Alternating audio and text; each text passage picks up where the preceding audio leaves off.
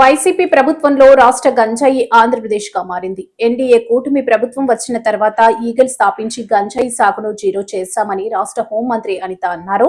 ఇతర రాష్ట్రాల నుంచి గంజాయి రవాణా నిరోధానికి ఏజెన్సీ ప్రాంతంలోని 5 జిల్లాలో 35 చెక్ పోస్టులు ఏర్పాటు చేశాము. ప్రాంతాల కారణంగా రోడ్డు మార్గం ద్వారా గంజాయి అక్రమ రవాణాకు సంబంధించి చెదురుమదురు సంఘటనలు నమోదయ్యాయి. బి ప్రశ్నకు అధ్యక్ష, ప్రభుత్వం, పోలీస్, అదేవిధంగా ఈగల్ మరియు అనుబంధ విభాగాల ద్వారా సమగ్రమైన మరియు సుస్థిరమైన చర్యలు చేపట్టింది.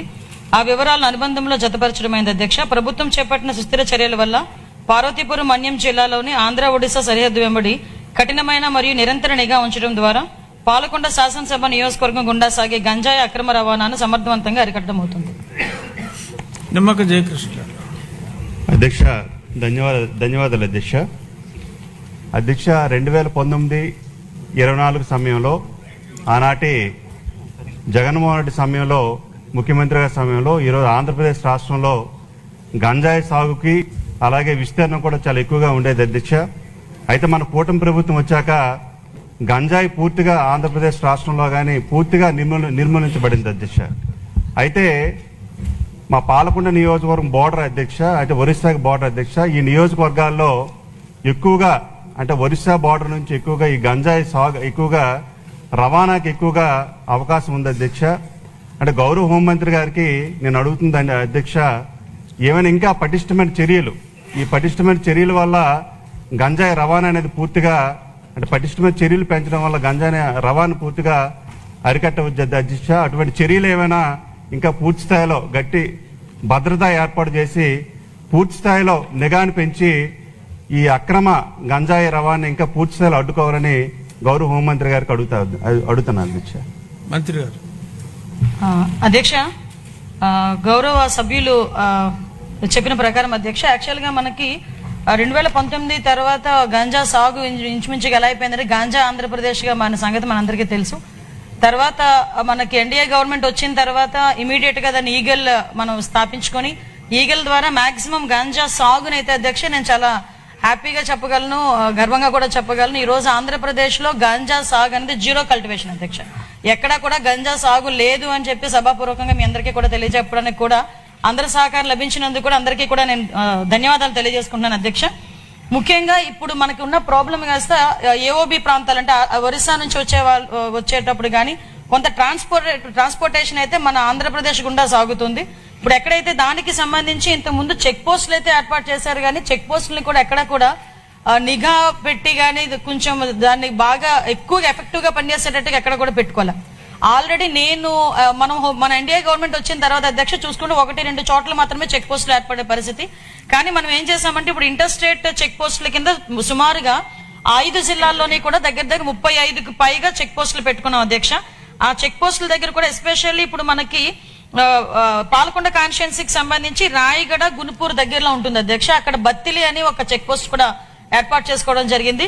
ఆ బత్తిలి చెక్ పోస్ట్ కూడా చాలా ఎఫెక్టివ్ గా పనిచేయడం వల్ల అట్ ద సేమ్ టైం అక్కడ ఎస్పీ మన్యం జిల్లా ఎస్పీ గారు, అదేవిధంగా అక్కడ రాయగడ ఎస్పీ గారు నిరంతరం కోఆర్డినేషన్ చేయడం వల్ల అటువైపు నుంచి మాక్సిమం ట్రాన్స్పోర్టేషన్ కూడా తగ్గే పరిస్థితి కూడా వచ్చింది అధ్యక్ష. ఇమీడియట్ గా ఎవరైనా ట్రాన్స్పోర్ట్ చేసే పరిస్థితి ఉన్నా కూడా ఇమీడియట్ గా మన డిపార్ట్మెంట్ వాళ్ళు, ఈగల్ డిపార్ట్మెంట్ వాళ్ళు వెళ్లి పట్టుకోవడం, వాళ్ళు వెంటనే ఎన్డీపీఎస్ యాక్ట్ల కింద వాళ్ళని అరెస్ట్ చేయడం కూడా జరుగుతుంది. మనందరికీ తెలుసు అధ్యక్ష, ఇక్కడ వీటితో పాటు మనకి ఎక్కువగా జరిగేది ఈ పాలకొండ, అదేవిధంగా సాలూరు, పార్వతీపురం ఈ ఏరియాస్ నుంచి కూడా ఎక్కువగా గంజా రవాణా అవుతుందని ఇన్ఫర్మేషన్ తీసుకొని నిరంతరం నిఘాల ద్వారా మేము అక్కడ పర్యవేక్షణ చేస్తున్నాం. At the same time drone surveillances, CCTV surveillances up to highway వరకు వచ్చేటంత వరకు మాక్సిమం అంతా కూడా సీసీటీవీ సర్వైలెన్సెస్ పెట్టుకోవడం వల్ల ఎక్కడైనా కూడా రీసెంట్ గా నాకు తెలిసి ఒక నిన్నగాక మొన్న ఒక 100 కేజీలు గాంజా కూడా పట్టుకోవడం జరిగింది అధ్యక్ష. అంటే ఎక్కడ కూడా ట్రాన్స్పోర్టేషన్ కూడా ఈ జిల్లాలు దాటి బయటకు వచ్చే పరిస్థితులు కూడా లేకుండా ఇమీడియట్ గా చేయడం జరుగుతుంది. అదేవిధంగా అక్కడ అవేర్నెస్ ప్రోగ్రామ్స్ కి కూడా అధ్యక్ష ఇంచుమించుగా ఓన్లీ ఈ మన్యం జిల్లా, అంటే ఉత్తరాంధ్రకి సంబంధించిన 5 జిల్లాల్లోని దగ్గర 47 డ్రోన్స్ ని కూడా వైజాగ్ రేంజ్ లో 47 డ్రోన్స్ ఎస్పెషల్లీ గాంజా కల్టివేషన్ మీద, గాంజా ట్రాన్స్పోర్టేషన్ మీద ఒక సర్వేలెన్సెస్ కూడా నడుపుతున్నామని చెప్పడానికి కూడా హ్యాపీ ఫీల్ అవుతున్నాను అధ్యక్ష.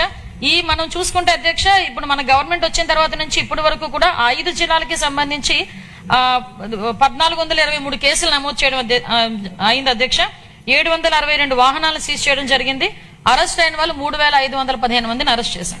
వీటితో పాటు వాళ్ళ దగ్గర ఒక అవగాహన కార్యక్రమాలు చేయాలి కాబట్టి దానిలోని చాలా పెద్ద ఎత్తున తీసుకొని ప్రతి మన ఎడ్యుకేషన్ డిపార్ట్మెంట్ నారా లోకేష్ గారి సారథ్యంలో సహకారంతో ప్రతి స్కూల్లోని కూడా ఈగల్ క్లబ్స్ ను కూడా ఏర్పాటు చేసుకోవడం జరిగింది. పాలకొండ శాసనసభ నియోజకవర్గంలో 131 ఈగల్ క్లబ్లు కూడా ఏర్పాటు చేసుకుని పిల్లలకి కూడా దీని మీద అవేర్నెస్ కార్యక్రమం చేపట్టడం జరుగుతుంది.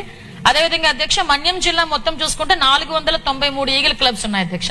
వీటితో పాటు అధ్యక్ష ఎప్పుడూ కూడా కంటిన్యూస్ గా వాళ్ళకి మానిటర్ చేయాలి అన్న ఉద్దేశంతో అదేవిధంగా ఈ వాళ్ళు అవేర్నెస్ క్రియేట్ చేయడానికి మా విశాఖపట్నం రేంజ్ డిఐజీ గోపీనాథ్ జెట్టి గారు కూడా ఒక కార్యక్రమం తీసుకున్నారు.